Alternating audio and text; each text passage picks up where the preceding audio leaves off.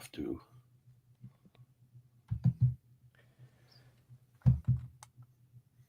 How long you want to go? Oh, wow. Happy Saturday morning here, Sam. Wow. 10:15 Pacific time as I fired up the machine. Good to see you there. Thanks for helping me with all this. Absolutely, JT. It looks great. And by the way, this week from the radio station as well, it was beautiful to see people interacting both on the YouTube page and, of course, at the station through the radio signal as well. That was gorgeous. Yeah, this is a game changer for me because whenever I have an opportunity to go live with opinions, that's something I've never had my whole career. No one's done more radio at night than I. Apologize to all those who think they have. They haven't. And when I'm not on the radio, I freak out. I lose my mind. I get insecure. I get mad at the people that don't have me on the air when big things happen. And this changes it all right now, as I can just press a button and go live with friends like you and talk sports for, I don't care if it's 20 minutes, a half hour, let's roll. It's great. Here's the beauty of what happens over the years of you being so great at being on at night. So I remember when Albert Pujols hit the home run that went entirely out of the stadium at Minute Maid against Brad Lidge, and you had a very famous moment in that you were not doing play-by-play, but you're letting people know, you're taking people around, hey, this is what's happening in this game, and all of a sudden you just say, Albert Pujols! You actually, for many years of your career, you set the stage for the first opinion on the biggest events in sports because you were live when they ended. Now, the benefit of everyone watches what happens in the morning now, right? I mean, everyone's used to sort of waking up with shows in the morning. Now, think about that. That host has the time to see the event, to marinate on it, to look at other opinions that have happened through the night and in the morning before their shows, and then create an opinion about it. The beauty of what you've done for your career is when something happens in the moment, you've got an opinion as it happens. You have to set the stage for the rest of the world to then react to what your first opinion was. And that's what you're missing. That's that fear that you have. The other night, when Halliburton shots, when that drops through and ties and in the moment wins the game and the choke shot, you're used to being on right then and there to just destroy your vocal cords and talk about what happened right in the emotional moment. And instead, you had to sit back and you realize, wait, I don't have to sit back. I've got the opportunity on my own to hit live and I can respond to that as it happens. And that's the game changer for you, whether you're on or not. Now you've got this platform where everyone can hear you as these things go down, which is great. Yeah, I love it. And I think this is the evolution of radio. It doesn't matter if it's Colin or Jim Rome or Christopher Mad Dog Russo. You want to have your platforms have the ability to go live. And what happens is if your show ends at noon Eastern and you don't go live until 9 Eastern the next day, that's what's changed for everybody. So everybody can jump in now and have strong opinions. But as we know, I can't take this lightly. A lot of guys can't get on and have live strong opinions. They need it to get washed through an edit bay and have producers and writers and people come in and formulate what they have to say. So it could be dangerous for some who are just not used to being on live when things happen. I'm always fascinated when I watch a show and there's breaking news and I look at my phone and I go, oh, this is going to be good. How long till they talk about it? Come on. You don't have to wait till after the break. Chop, chop, chop. And then after the break, you can just envision, and you were in that business. Oh, yeah. Like 6 people running into the newsroom. Print it, go, go, go. This is it. Let's fact check it. Where, maybe there's something good about that too. So you get it right and you're not just speaking on something that could be just too quick. Formulate your opinion. It's brilliant that you have it. And for years, again, I've been a producer. I've been in those rooms. I help form opinions for a lot of people. The beauty, we worked together for years, is that you came in with so much of your opinion already formulated. You'd like to bounce it off of somebody, make sure it wasn't totally wild, but you've got your brain. They talk about it, a twitchy brain for a quarterback. You want that twitchy brain to be out there making quick decisions when you got to go from one read to the next. You've had that twitchy brain your whole life. And so you've got opinions just spilling out no matter where you are. So this is essentially another version of Backyard Brick where you get to come on and say, all right, this happened in the world. I've got an opinion about it and I want to let it rip, man. And so it's beautiful. And even though it's Memorial Day weekend, it's Saturday, but this week saw a lot, man. This week saw a lot of shit go down.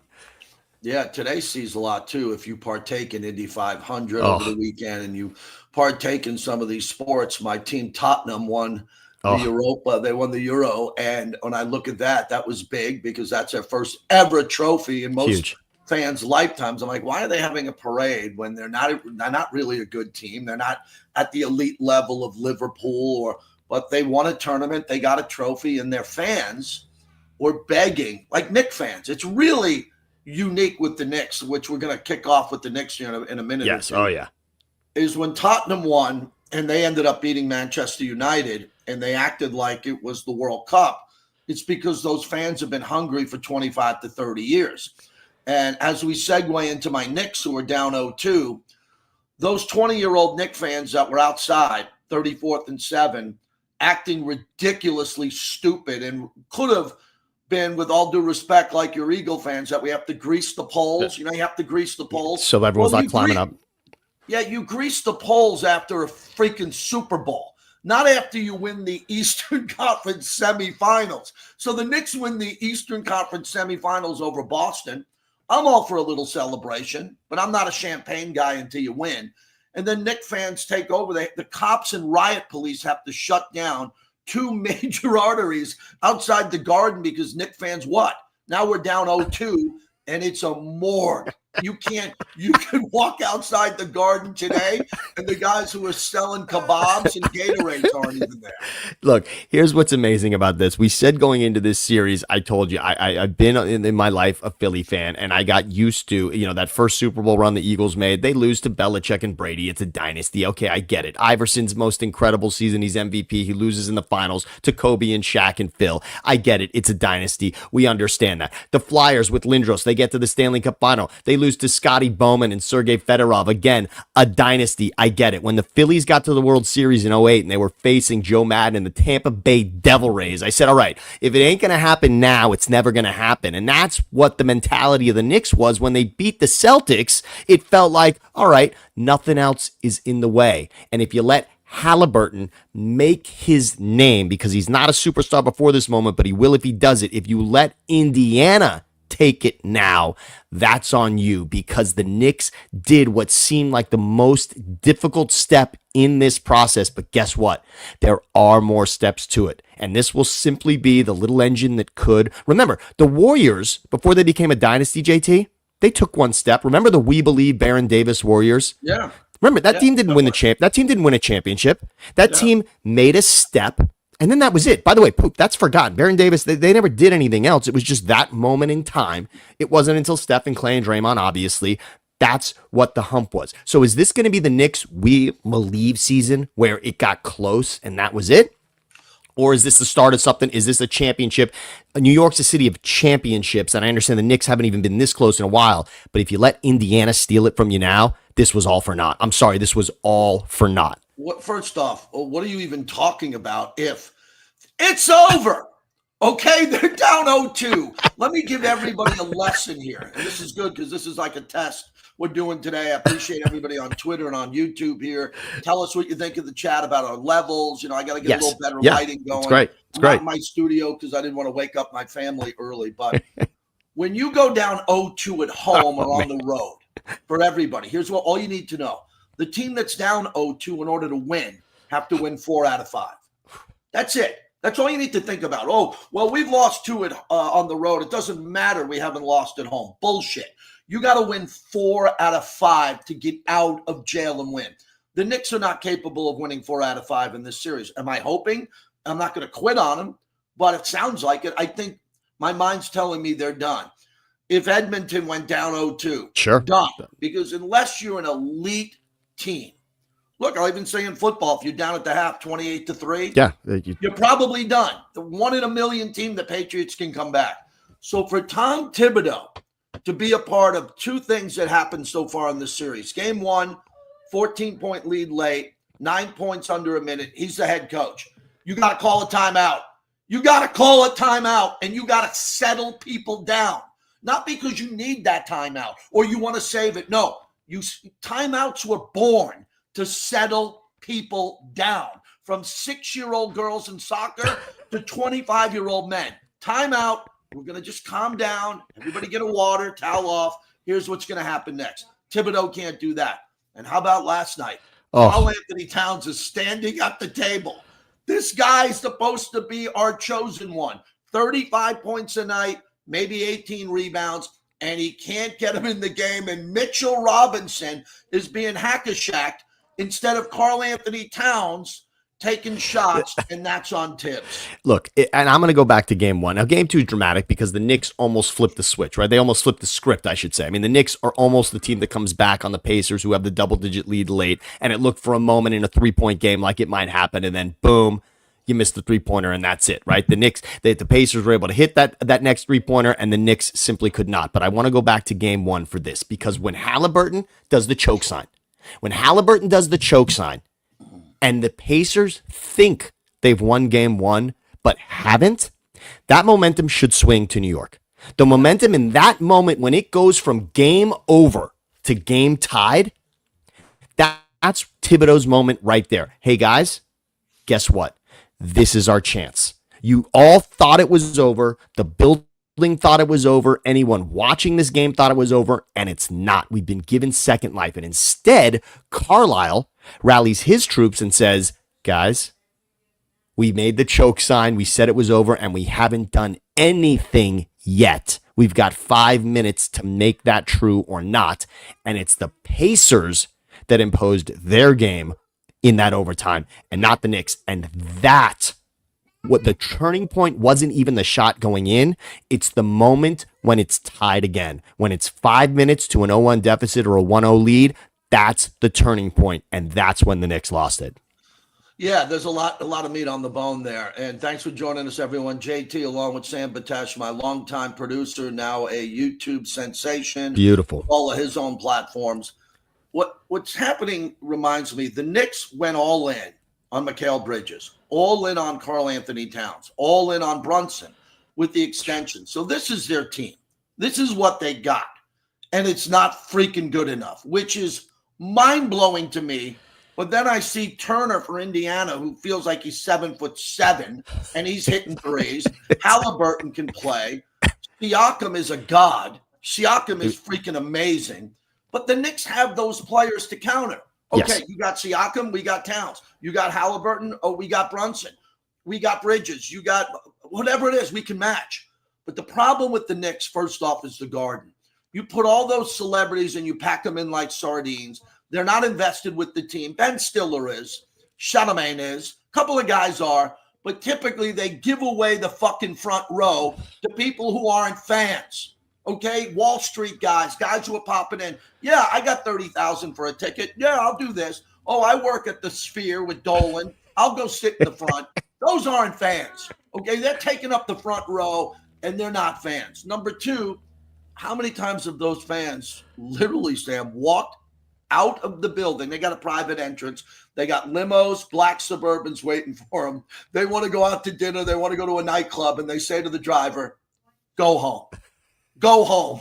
We just lost with 1 second to go on a ball that bounced over the backboard and went in. Or we can't get Carl Anthony Towns in the game. I feel for the fans who walk into the Garden, call it the Mecca, the greatest building in the world. I agree to a lot of that. And most times walk out hemorrhaging, gut punched after a loss. All right, let's look at this from another standpoint. The 0-2 thing feels over, but can we at least admit, let's go back to another moment in the Garden. Let's go back to the curse for the Rangers. A little NHL lesson for everybody here. Remember that series is trailing 3-2 to the Devils, okay? There is no Mateau, if not for Game 6. What the Knicks need is what Messier provided. In the most dangerous moment of that season, your season's going to end if you lose Game 6. If you lose Game 6, the Devils go to the Stanley Cup Final in 94. And instead, what does Messier say? He says, I guarantee we see Game 7. And what does he do in that game? So he doesn't just make the proclamation. He scores a hat trick in Game 6 to force Game 7, which then goes into overtime to give us ultimately Mateau, send you to the final against the Canucks. And of course, you win that in 7 games. But it's a moment like that. Will there be Thibodeau? Can Brunson? Can this team, can Towns, can they say, all right, we can strap it on ourselves now. Indiana is not, it's not like Indiana's this unwinnable mecca of basketball the way the Garden's supposed to be. you can win 2 games in Indiana. The problem is you have to. You have to win the next 2. That's what it feels like. But if you take it for 1 game, a 2-1 deficit in a series is not outrageous. That's not. No, 2-1 isn't outrageous, but 3-0 is yeah. over. And the way the Knicks are playing and the way that Indiana's playing, I'd give Indiana the edge at home. And look, if you want to be positive about this, and us Knicks fans, you're not one of them, I am, we tend to be desperate. We tend to be insecure. We're beaten down in a major market, a top major market, because we haven't won since 73. So we're used to this. They got to win game 3. If they win game 3, then you can sit in the hotel room in Indianapolis and go, okay, we can do this. We're 48 minutes away. We can do this. But the way they lost the 2 at home, it doesn't look like they're going to be good. And look, for Knicks fans, we'll say this, that this set up beautifully. There was no LeBron in his prime, Steph in his prime, Tatum healthy in his prime. Like, this thing set up beautifully. We have the little baby boys in Oklahoma City, the little children who are just coming out of their diapers, have never played in a game that's ever mattered. Oklahoma City. So we catch them in the Garden. You never know what could happen. The Knicks are pretty good. I mean, the Knicks can match up with Hartenstein and Holmgren. Okay, the Knicks can match up with that. Shai Gilgeous-Alexander, he's a great player. But this thing set up nicely, man. This wasn't going through the Heatles with LeBron and Bosh and Wade. This wasn't going through the Bulls of Jordan and Pippen and Rodman.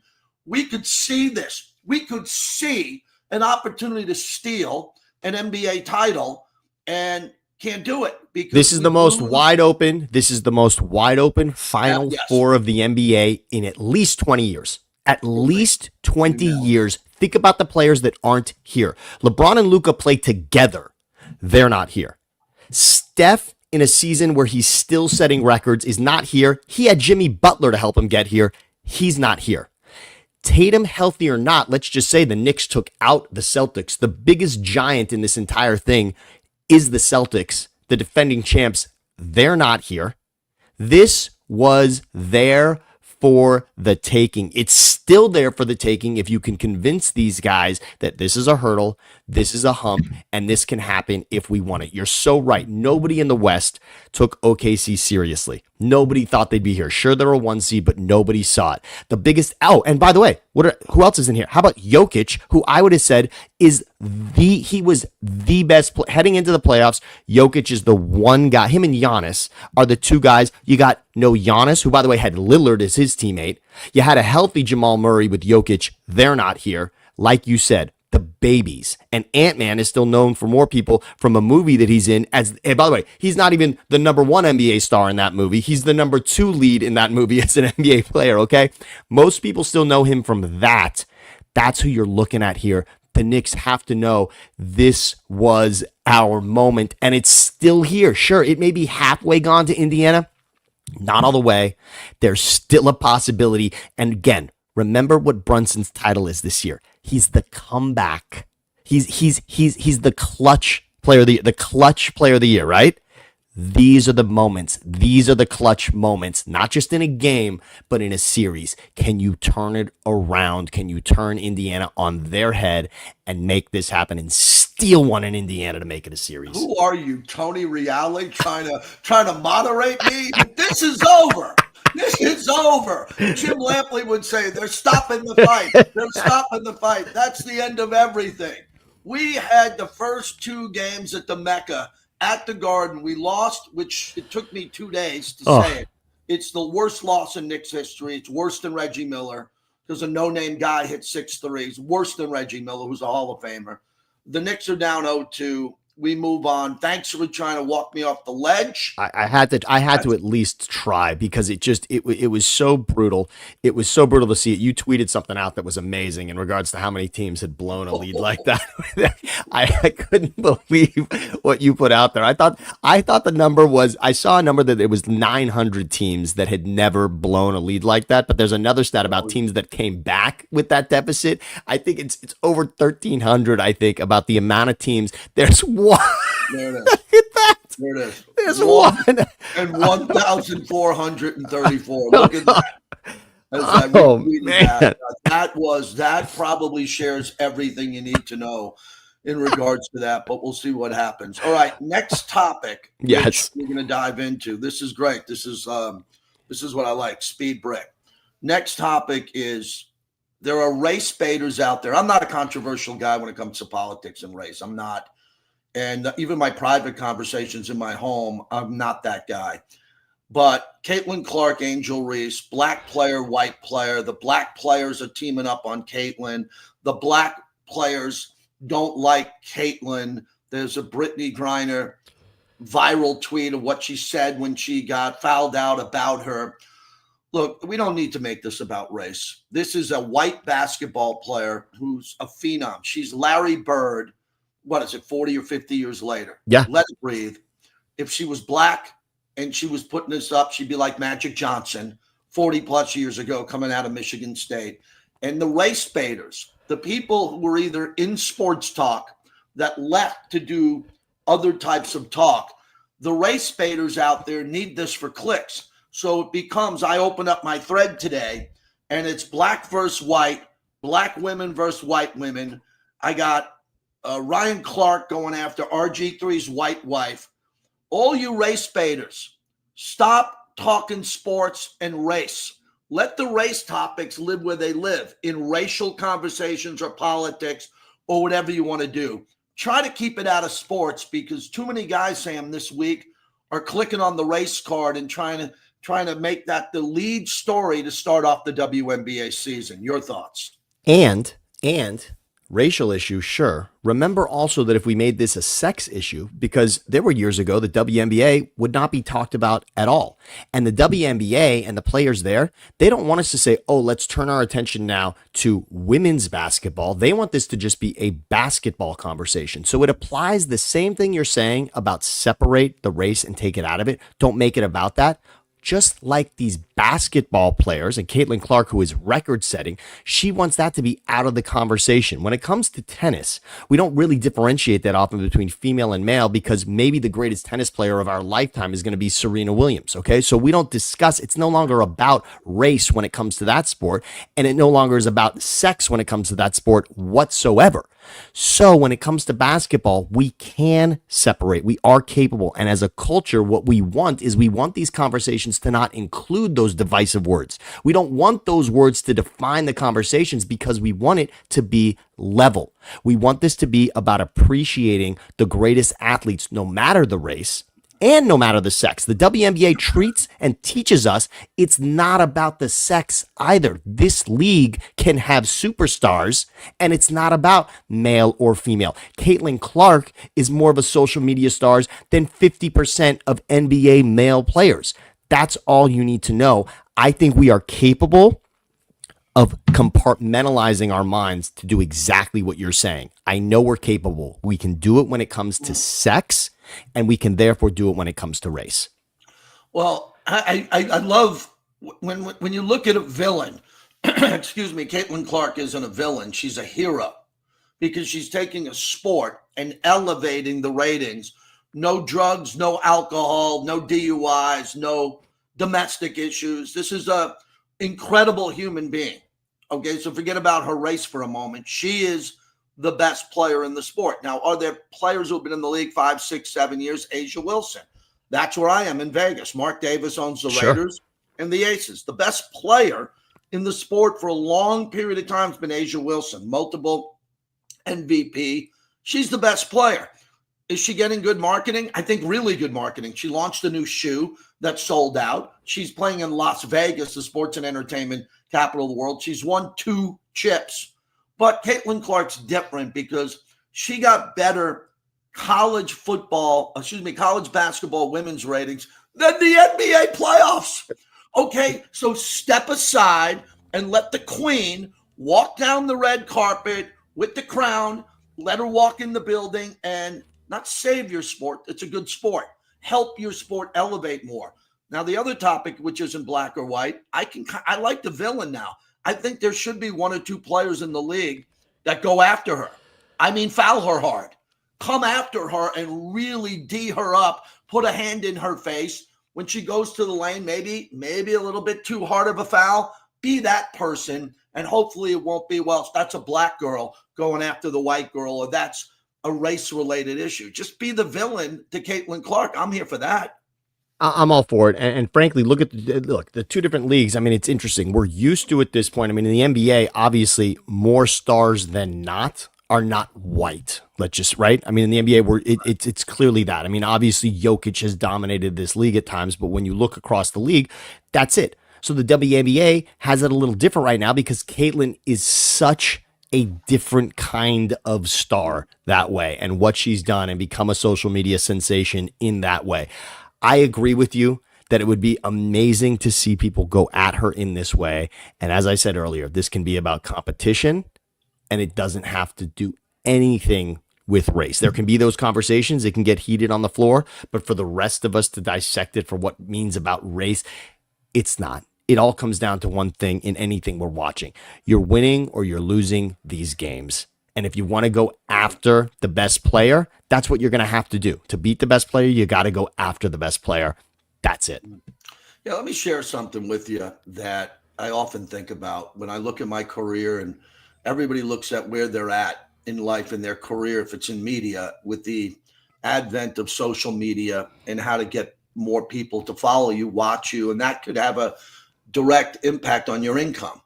I never wanted to take my life and bring it into my wife and my family and be known as a race baiter. I could have made millions more, or I could have had a million more followers on all this. And I say to myself, but I don't want to be that guy. I want to be able to turn off who I am. I'm two different people. I'm different than when I'm on the radio, and who I'm not when I'm not on the radio. And when I turn off my machine and walk away from the studio, I don't want to bring that type of life to my kids and my wife. Oh, dad was talking about race all day. Dad's talking about politics and race. There are people in the chat that think he's a racist, blah, blah, blah, anything like that. There are now people in media in multiple platforms that have to feed that beast every day, or they can't keep up with their revenue stream, their analytics and all that. And I find that very disturbing now, even in sports, that there are people that show up to these debate tables in the morning and afternoon, and they know no one's watching. Really, I hate to tell you a dirty secret. There's not a lot of people watching these shows other than watching McAfee and Stephen A. and, a couple of the other shows there. And the way they're going to grow their audience is being controversial and being impactful. And the way to do that in this country is race related, Sam. Well, look, we actually are pretty close and friendly with two guys that I think, from a standpoint of making money and doing it in what you're saying, we can say the names. I mean, I think Clay Travis made an incredible name for himself, and he went about it really interestingly, and he's got an incredible history. And frankly, he's a guy I would consider a friend. If I call Clay, he'll pick up. Sure. He's been a great dude in my career for sure. But he understood there was an opportunity and really just sort of an underserved voice in the world that he wanted to represent. I thought he did an amazing job at that. Another guy who did it and went against the grain of what you thought his opinion might have been over the years. Another guy I worked with and I would consider a friend and someone I could talk to and call. I think Jason Whitlock also represents a part of the world that may not have as loud a voice, and he wants to be the voice and the mouthpiece for that. I want to give credit to two people who at least understood, all right, maybe if I can be the first voice that represents this, I could make something of it. Both capitalized on it and became known as that, and they sort of become the experts in those areas, which I find great. It's chasing that now for everyone else who sees that as sort of a dirty opportunity. That's what I don't like. So I kind of want to give credit to the pioneers of it who at least said, all right, maybe we can be the voice of it, the first voice to do it. It's everyone else seeing that as a cheaper and quicker way to get to the end point. That's what I don't like. Well, this is a good segue because we got about 4 or 5 topics here, and we appreciate everybody joining us on a Saturday morning or a Saturday afternoon. Today's a big day for me. It's my father's birthday and my son's birthday. They were born on the same day, May 24th. My dad is 87 today, 87 years old. My son is 24. My wife says it's his golden birthday because he's 24 on the 24th. So it's a big deal for him today. And the interesting part of the story is my son was born 6 weeks early. His due date was July 2nd. So when I was golfing with my buddy Todd, who on May 23rd, 2001, this is pre 9/11, we're out there golfing and hitting the golf ball, get the call from my wife. She's going into labor. What are you talking about? We haven't even bought the bassinet. We haven't painted the room. We haven't even thought about doing that. And then next thing you know, he's born, I think at 8:38 on May 24th. And, it was the biggest blessing in my life. One of the most memorable phone calls of my life. People say, well, the Jim Rome show 30 years ago, that call was great. Yeah, it was great. The call to my dad, because my dad's an identical twin. So today's my Uncle Gene's birthday. Wow. So my dad and my Uncle Gene are born on obviously identical twins. And when I called my dad out of the blue and told him that his grandson was born on his birthday, that was one of the most important days of my life. So all due respect to my wife on our wedding anniversary, my other son, June 18th, my favorite day of the year is today. It's awesome. My dad and my son's birthday. Happy birthday to both of them. Let me tell you something. For those that don't know exactly who JT's talking about, I want you to go back. JT on his page, and you can find it on my page at Thinking Out Loud, Siciliano and Sam. But go watch the 30-year anniversary of JT's call to Jim Rome, because through that call, you go through about 45 minutes into it, you're going to find JT with his dad and his son simultaneously. We've got 3 versions of JT. So JT, you're John and your last name T. John. You're a John, your dad's a John, your son's a Johnny. We had John, and Johnny all together at the same time to sort of represent this moment in time, to sort of represent what this birthday really is. I love the way sports has tied it all together, from your dad giving that passion to you giving that passion to Johnny and to Jason, and to even see Johnny now going into a career that is involved in sports as well. It's pretty beautiful. And it's not an easy path for everybody, but to instill that passion, to always be able to get on the phone. I'll say this much. My dad and I can talk no matter what's going on in the world, no matter what drama there is. If my dad calls me, I'm picking up the phone. You know why? Because most likely he's going to start that conversation with something about the Eagles, the Phillies, the Flyers, the Angels, who he loves here in California. And we're going to be able to have that conversation pleasantly, no matter what else is happening. That's the beauty, the common denomination of what sports can be. Yeah. And I love it for that. And your family is an embodiment of that. Well, I appreciate that, Sam. And I know your dad well. And Raymond is unbelievable, real important to me too. And it's nice. I try to be careful with this lately, because my dad's 87. He golfs. He's very fit. He does some cool things. I'm very lucky to have my dad with me at 87, and my Uncle Gene. But there's a lot of people. Looney, my brother, my podcast partner, I think lost his dad at 5 or 6 years old. Oh. So whenever I'm talking about my dad, or, hey, it's his birthday, I know there's a lot of people watching and listening that lost their parents or a parent, and that's really tough. And look, we got Memorial Day coming up here. That's a good segue into all the people that lost their lives fighting for this country. So this is a remembrance weekend in this country, and we can't forget that. It's a remembrance weekend. So for everybody who has served and still with us, or those who lost their lives in harm's way or been affected by this, please get the most you can out of Memorial Day. So we got Caitlin Clark. Oh, the Aaron Rodgers topic is big to me, because I was sitting around, and I don't like conspiracy theorists. One thing, if you want me to turn you off literally in a second, if you have a conspiracy theory about anything in life, I'm done with you. And Alex Jones is the worst human being of all time because of that. And I heard Aaron Rodgers quoting and Joe Rogan talking about Alex Jones and some of the good things he guessed right about or whatever. And I'm like, Sandy Hook, I mean, you're done forever. You're done forever on that topic. And I don't want to go down this rabbit hole, because there's a bunch of weird people that could react to this. But Aaron Rodgers has the ability to accept an invitation to Joe Rogan's podcast, but not accept an invitation to the Pittsburgh Steelers and the Rooney family, who have won 6 Super Bowls. He's literally letting him hang out there and not saying, I can't wait to get there. I'll be there at OTAs. We can win. I want to be a leader. Sam, what the hell's going on with Aaron Rodgers again? Here's my biggest question mark about Aaron Rodgers. Forget about Enigma and watching whatever he does and the weird ayahuasca, all of that, right? Whatever you want to believe about Aaron Rodgers, here's what I don't understand. Mike McCarthy's not good enough for Aaron Rodgers, right? They win a Super Bowl together, and then the story is that Mike McCarthy's not good enough for Rodgers. So the upgrade is Matt LaFleur. Matt LaFleur goes 13 wins, 13 wins, 13 wins, NFC Championship appearance with Aaron Rodgers. That's not good enough for Rodgers.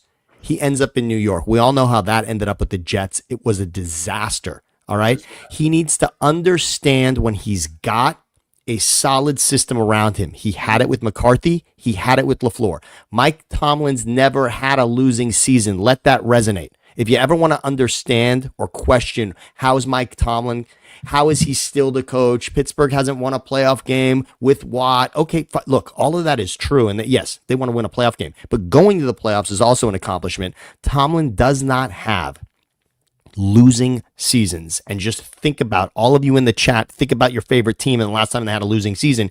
You can spot it. You remember it. You know it. And in Pittsburgh, they can't even remember when they had a losing season because Tomlin doesn't do it.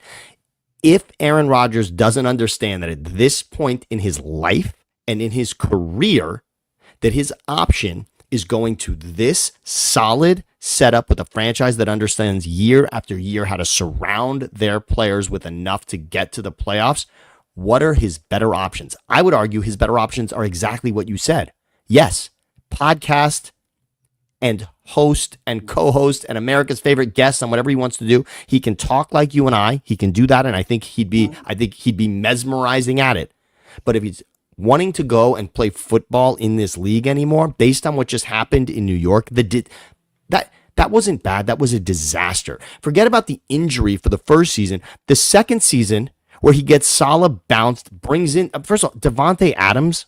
I mean, that talk about conspiracy theories when he.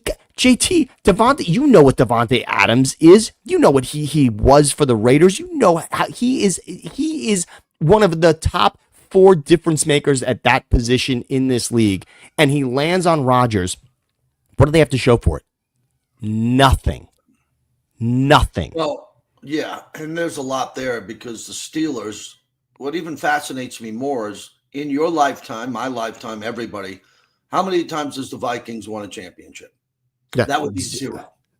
And Brett Favre wanted to specifically go to the Vikings, and Aaron Rodgers specifically wanted to go to the Vikings. And the reason they both wanted to go there at the time was the Vikings in the Favre era and Rodgers now had really good rosters, like Super Bowl rosters that could win. Definitely. But oh my God, Aaron, you're going to follow the same path as Favre. You're going to go Packers, Jets, Vikings.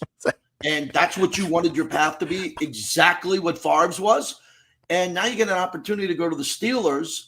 And I think that Rodgers looks at the Steelers and says, they can't win even with me now. They can win and get to the playoffs, but they can't beat Buffalo. Sam, we're going through this era. You're an Eagle fan. Congrats on the Super Bowl. And I think the Eagles are going to be good for a long period of time. But the Mahomes, Josh Allen, and Joe Burrow, and Cincinnati's flawed. I'm not a big Cincinnati guy. They got a couple of great players. Throw Lamar into this too, by the way. Throw Lamar into the path of getting to the Super Bowl. 100%. Yeah. So I think Aaron Rodgers is looking at that saying, I'll go to the Steelers. I will go. I'll wait as long as possible right before training camp. But I just think it's disrespectful to the Rooney family because of the Rooney family and the players that they've signed and who've played under the Steelers umbrella is one of the greatest franchises in North American sports history.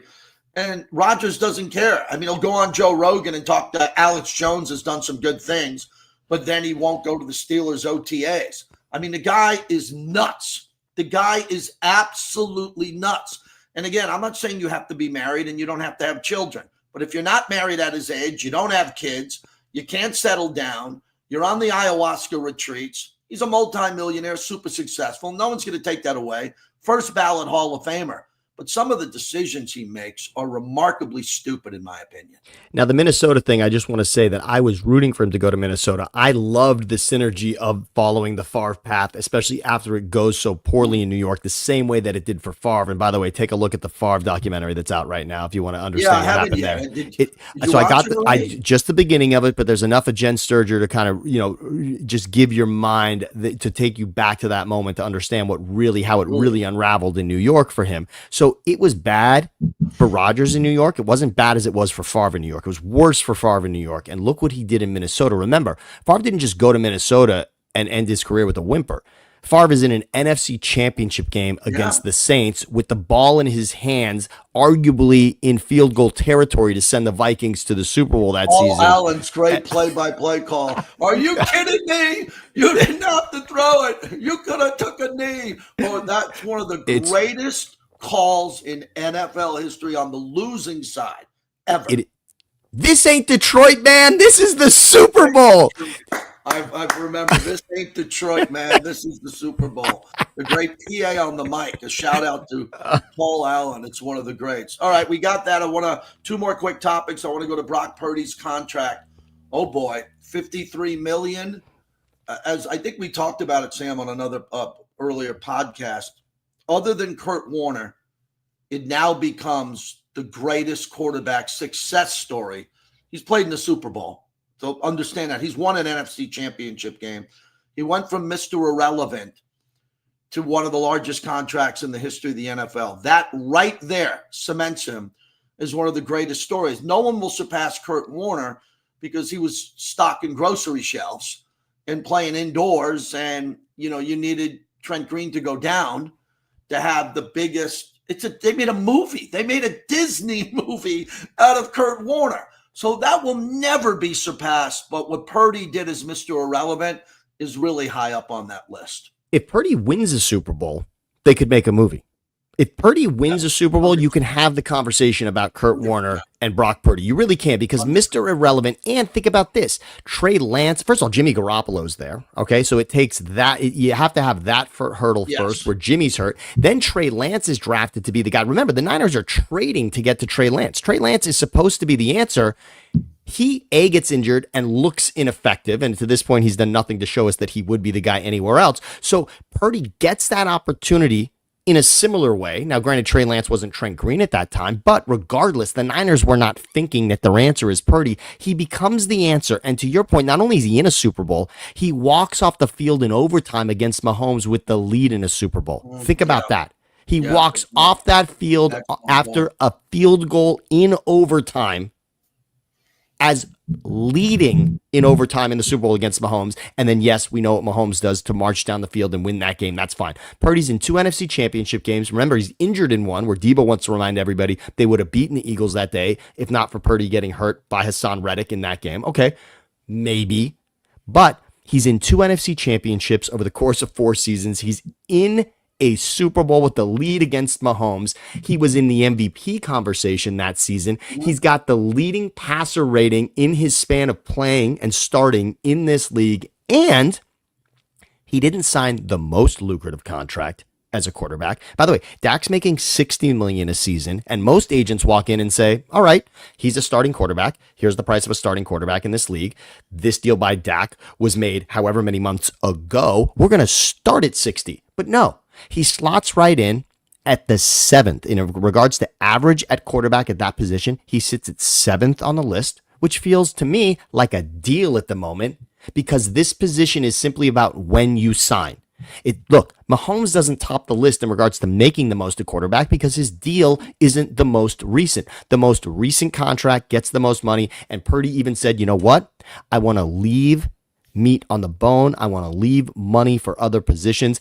Nobody's crying. I don't believe in any of that bullshit. Don't go down that road with Brady and Mahomes and Purdy. They don't leave anything on the table. They redo their contracts in 2 or 3 years. They take fresh money out. They get a new signing bonus that everybody forgets about, and then their salaries reset, and they're not in the top 3, and they go, oh, they're leaving stuff on the table. No, they get it all. They all calculate how they're going to get it. But I agree with what you said about Purdy and his story potentially. If he wins this. And my other favorite topic on this, which I'll tie into Tom Brady, which is identical, is the Patriots didn't want Brady. They didn't. If they wanted him, they would have traded in the 5th round to get him. Okay, they would have said, if we don't get him in the 5th, 31 other teams are going to get him in the 6th. Zero interest in him, and the same thing with Purdy.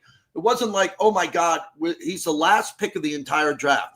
They could have moved up 4 spots in the 7th round to get him because they wanted him. They had no interest in him. He fell to him. Luck, like winning a lottery ticket, is luck. But, what's fascinating to be about the Niners is they've signed everybody. All of their guys are getting paid. They're winning NFC championships, which does matter. Only one team wins the Super Bowl. You cannot judge the Niners, who have had 2 recent leads in the Super Bowl and lost them both, as a failure. They're not a failure. They've been epically great. And by doing this deal with Purdy and signing the players they did and giving Fred Warner his flowers, they're back. And look at their schedule if you got time later today. I mean, they play a Pop Warner schedule. They're going to wake up and win 11 games. It is the easiest schedule I've ever seen for a team that has this much talent. The Niners schedule is almost laughable, JT. I mean, first of all, just remind everyone, it's the easiest strength of schedule, and that's based not only on last year's records, it's based on this year's win projections as well. In both categories, they come up as the best schedule in football. And here's what it comes down. I want to remind people what it means when you finish in last place, JT. Last place schedule doesn't mean you just play everyone that's in last place. It comes down to 3 games, all right? There's the division. What happens is everyone knows you play a division within the NFC, you play a division within the AFC, and you play your own division twice. Okay, we all get that. But it's the other 3 games against those other divisions. There's 2 other NFC divisions where you play one team, and there's 1 other AFC division where you play one team. The difference between the Rams and the Niners schedule, the Rams finished in first, the Niners finished in last place. Go look at week 9. That week 9 Giants against your Giants, JT, that week 9 game for the Niners represents a game that the Rams have to play the Eagles instead. Yes. And the Niners get the Giants. Right. Now, go look at this one. Here's another great one. How about week 13, the Browns? That's a game the Rams have to play the Ravens. Mm-hmm. And week 17, that Bears game, that's a game that the Rams have to play the Lions. Those are the 3 swing games. And if we look at the schedule right now, everyone's got those as 3 wins. And you're probably looking at 3 losses for the Rams if you're just chalking up W and L on this schedule. Great point you make there when you touch on all this, Sam. And I will say, when you play a last place schedule, the Raiders here in Vegas, great example. The Raiders came in last. Okay, now they got a much improved team. Aston Genty, Geno Smith, Pete Carroll, Tom Brady at the helm, right? The Raiders are going to be better than you think this year. And they get a last place schedule so that you throw in the games that they're playing, the Bears and the Titans, and that's a big difference. And a mutual friend of ours explained this to me recently, that when you come in, when the league went from 16 games to 17 games, the 17th game is the first place team playing a first, the last playing a last. Brilliant point by you. So when you do have a chance to be a last place team like the Niners, who are very good, the Raiders aren't very good yet. They're in the last place schedule because they deserve it. The Niners are in a last place schedule because a lot of things went wrong last year injury-wise, and they're probably going to feast on that. So congratulations to Brock Purdy. Last one quickly, because we broke a record. I never do 45 minutes of anything for free. That's my rule. I have a standard. I live in a market in Vegas where everybody wants to get on the radio and make no money other than like 4 of us. So I don't do anything for free more than 45 minutes. But I love doing this with you. Last topic, Mission Impossible. The last one. It's not the last one. Total bullshit. He's making too much money. There'll be another one. I want to go see it so badly tonight or tomorrow night, but I don't like movie crowds when they're packed because so many people don't know how to behave in a movie. I don't want my movie theater to be empty, but I want my movie theater to be about half full. I don't like people grabbing popcorn and eating like cows and pigs. I don't want to hear other people next to me, right next to me, elbow to elbow talking. So how am I going to get through this? Because you can't watch this movie at home. You can't. You have to go to the theater to see Tom Cruise. I'm going to put my JT hat on. What are you talking about here?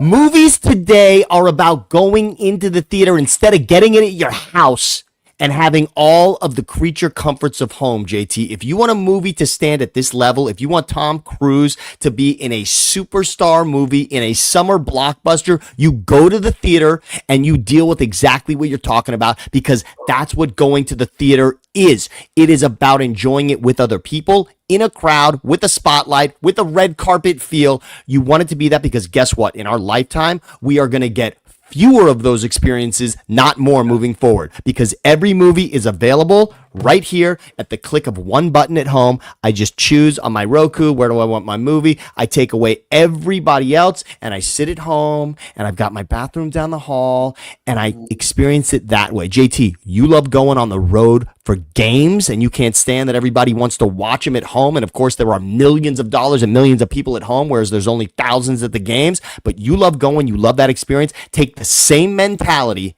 into this movie and enjoy the fact that we're still doing it, because guess what? After COVID, this entire idea of going to a movie theater could have been taken away and wiped out in this country. So relish these moments.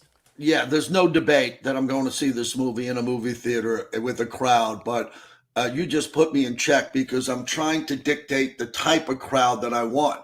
And knowing me, I'll wait for the crowds to get smaller and I'll have that same loud chewing person right next to me. And I waited 2 weeks instead of just going in there and sucking it up, because Cruise put his life on the line. When you're dangling from a plane over a river that's only 6 feet high, if the plane hits a gust of wind, you're dead. Now, if you're up in the sky, if you're up in the sky 30,000 feet or 20 and you fall off the plane, all right, you probably have a parachute or whatever. You probably live. But what he's doing in this movie, dude, it's just, I cannot believe that there's a movie star in our lifetime who's consistently putting his life on the line to entertain us. Daniel Day-Lewis, my all-time favorite. De Niro, go down the list. Pacino, come on. Mount Rushmore. You go to the Mount Rushmores of actors. They don't put their lives on the line, dude. How do you look at Cruise? Isn't he comparable to Daniel Day and Robert De Niro and Pacino? Because dramatically, he should have won an Oscar. He should have won an Oscar already. There's 3 or 4 roles that were Oscar worthy, and they didn't give it to him. So I think he's one of the all-time greats. Put him on another level based on what you just said in regards to the stunts. This is not a guy that's 20 years old doing this. This isn't a guy saying, oh, maybe this will be my break, right? Maybe I can make a name for myself by the guy that does my own stunts. He doesn't need to do another thing in this world to be one of the top 3 greatest, most recognizable names in this country without question. And by the way, I don't just love Tom Cruise. Yes, he's known for action films, obviously what he does here with Mission Impossible, but I love Tom Cruise in some of the more subtle roles of his life. Vanilla Sky is burned into my brain. Tom Cruise has affected my life in so many different ways, in so many different roles. Of course, there's Top Gun, which is a child that set the bar for me. Tom Cruise, you're right. He will get that award, and if for some reason the Academy isn't recognizing something at some point, Tom Cruise is going to get a Lifetime Achievement Award at one of these banquets. Without question, he is on that level, and we don't even have to have the debate. It's not even worth it. What they did to him in Rain Man, to not give him the Academy Award in Rain Man, and to not give him the Academy Award, he played Ron Kovic on Born on the 4th of July. Real quick on that. I think that's his greatest role ever, in the wheelchair. That movie was from my hometown. Ron Kovic from my hometown. People say, who's the most famous people from my hometown? Jerry Seinfeld, the Baldwins. No, it was Ron Kovic. Ron Kovic was a legend. When he pulled that off, and they didn't give him an Academy Award for that role, and now they're throwing out Academy Awards to anybody who puts on makeup and plays someone in a certain role there. This guy has been disrespected by the Academy. Brad Pitt's got an Academy Award and not Tom Cruise. Ben Affleck and Matt Damon have Academy Award. Yeah, not actor in their screen. Tom Cruise doesn't. Cruise is a legend. And if they want to give him, I haven't seen this picture yet. If they want to give him Best Actor, we're going to wrap it up with this. For this role, the acting is going to be fabulous. The stunts are going to be next level. The movie is going to gross more than any other. They're not going to give it to him because it's not a classic acting performance. Maybe they should for this picture. But remember, they're starting to recognize in Best Picture the amount of money that a film brings in. Yeah. So the Academy's starting to understand that. So maybe that'll make a difference in the end. And when you look at this, the idea again, and there's people in the, I'm so glad there's people in the Drew's father, Alan Sherman, by the way, came in and mentioned, show me the money. You're right. Think about what Jerry Maguire has meant in our lifetime. And again, in regards to awards, Cuba Gooding has an award because of Tom Cruise also. Remember that, right? Remember that. And remember that. Yes. Jay Moore was fantastic in that movie. Bob Sugar is one of the greatest roles in that movie. What Jay Moore did in that film as Bob Sugar has stayed with me more than any other character in that movie. It just all time. You're right, JT. But yeah, for McGuire, just remember Tom Cruise, the amount of people he's been in your life as you just close your eyes and remember different characters. Tom Cruise belongs on that level, and he is on that level, period. Well, thank you, Sam. This was fun today. And it was all me because I got up and I was bored. I got up this morning and I'm like playing on Facebook, wishing my dad happy birthday. And I'm like, let me see if I learned something on StreamYard for the last 2 weeks when my son doesn't have to type everything in and make it perfect. And when my son does it, he has to scroll in the headlines. Sure. So I said, I'm going to fire up the machine. I'm going to send out an invite to my buddy Sam. I'm going to put on a pot of coffee, walked outside, walk the dog. You answer the bell. We knock out about an hour here. Look at that. And by the way, it's better than some of the shit that's out there on these podcasts that are getting deals by companies all over the world. I mean, someone give us a deal. We can finish each other's sentence. I don't want Tom Looney to be jealous because he's my podcast brother. We love Tom. And Tom Looney was not available today. Tom Looney was busy today. He's got some TV gig, which he's phenomenal. Love that. Tom's amazing. Oh my God, he's amazing. So he won't get jealous. And we'll do this again, man. I appreciate you helping me do this. And I think this is going to be a great weapon for me to fire up the machine and grow this audience, because I'm not doing this just to be heard. I don't do that. I want this to be big. And you're kind of telling me how that could happen. It's going to happen, JT. It mirrors what you're doing on the radio. And anytime you're not on the radio, your opinion can show up right here. And yes, it's live right now. And then guess what? Your sons are going to cut it up. It's going to exist forever. Your take matters. Look at that button I just hit. Look at that. There it is. We're done. We're done. That's it. It's a final. That's it. We're gone. This is great. Have a great day with your family. I'm going to have a great day, and we'll fire up the machine next week. I love it. Thanks, JT. See you guys.